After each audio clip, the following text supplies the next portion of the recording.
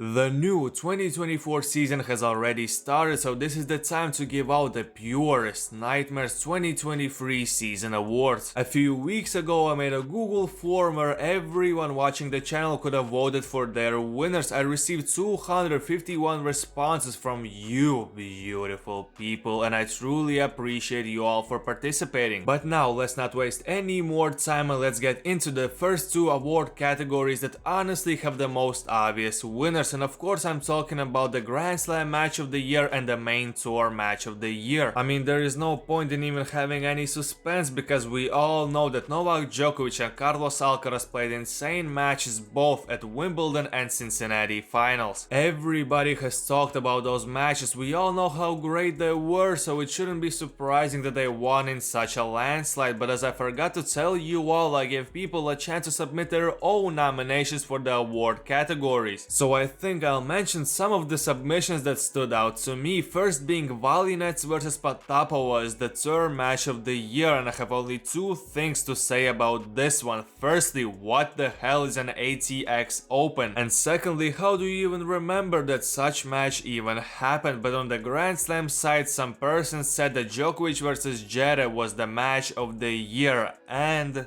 Stop it. Get some help. Now let's get the third most obvious award out of the way, which is the rivalry of the year. At least this wasn't such a landslide because rivalries such as Jannik Sinner vs Daniil Medvedev, WTA vs Steve Simon, Novak Djokovic vs Krauts, and Stefanos Tsitsipas vs Melatonin put up a valiant effort, but ultimately again the winners were Novak Djokovic and Carlos Alcaraz. 43% of the people voted for this rivalry, and I can't blame them for it, as this rivalry defined the 2023 season. Now, in order to move on from those two, we have to go to the most improved player of the year award, and again in a non-shocking fashion, people have decided that Ben Shelton is the most deserving of this award. In his first full season on tour, Ben won a title in Tokyo, reached at least the top 8 in 2 of the 4 Grand Slams this year. Obviously there were down moments for him this season, but still, this time last year Ben was barely in the top 100, but now he is a top 20 player in the world, so he fully deserves this award. And as far as the comeback player of the year goes, people have voted for a guy who we don't respect on this channel, and his name is Sasha Zverev. Maybe objectively he deserves this award, but we do not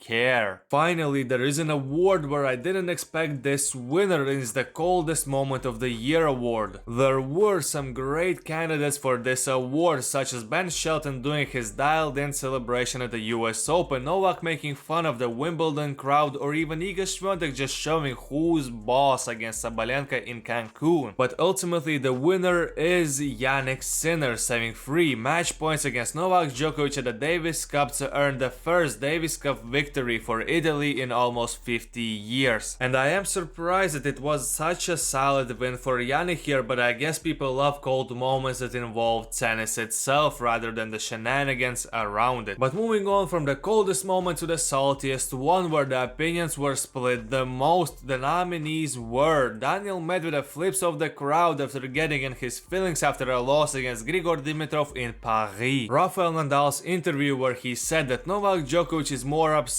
with winning more Grand Slams, but the winner by just measly 2%, which equates to 5 votes in total, is Stefanos Tsitsipas for blaming Melatonin for his loss at the French Open. All of the nominees were worthy of a win in my opinion, but Stefanos' notoriety helped him clinch this award. I think so, at least. Stefanos is definitely not the fan favorite in the world of tennis, but we will figure out who is right now in an award that was totally legitimate and totally was not influenced by me, cause to my shock, Alyona Ostapenko is your favorite player of the year. And you know what, all I can say is that all of you who voted for her have great taste. The next award works as an indication that people are tired of the status quo in tennis, because Wimbledon was voted as the best Grand Slam of the year, and I definitely agree with the people, because we had 2 unexpected champions, we witnessed some classic matches, and in general grass is just the best tennis surface there is, so I'll always be biased towards Wimbledon. And now we are moving on to the most important, but again the most obvious awards, because the WTA Player of the Year year is the undisputed best of this generation Iga Swiatek, and ATP Player of the Year is the GOAT Novak Djokovic. I mean, you can't be surprised about it, cause they are just the best that their respective tours have to offer. Also, thank you to you all for voting me as your favorite tennis YouTuber in this totally legitimate poll, and as a thank you, I'll end the video off with your quote of the year, which is just me saying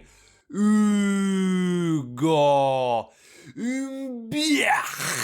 Have a nice 2024, and until next time, take it easy, my friend.